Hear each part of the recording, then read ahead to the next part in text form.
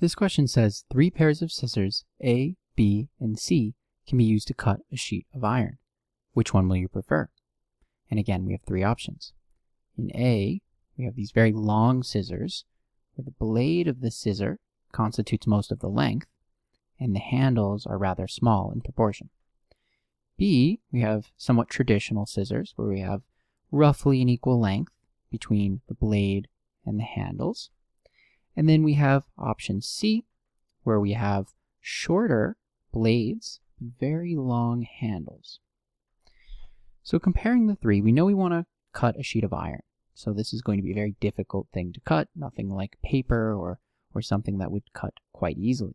So we need a large output force. And scissors behave as essentially levers, where this pin functions as the fulcrum.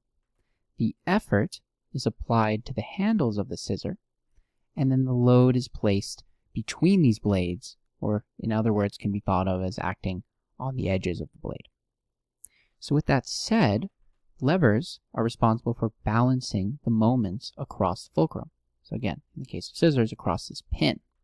So if we want a very large output force, we want to maximize the distance between the pin and the position where effort is applied. So let's consider that for all 3. In A, here we have the pin, or again the fulcrum, and effort is being applied quite close to this pin. It's actually the load that will be much farther away. But where effort is applied, those handles is very close to the fulcrum. For B, here we have the pin, and more or less we have the same thing.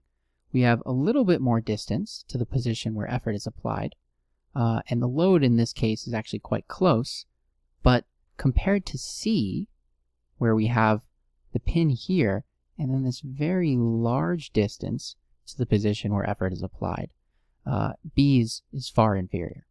So it's C, again, due to this long distance from fulcrum to effort, that's going to make it much easier to cut a sheet of iron compared to options A or B.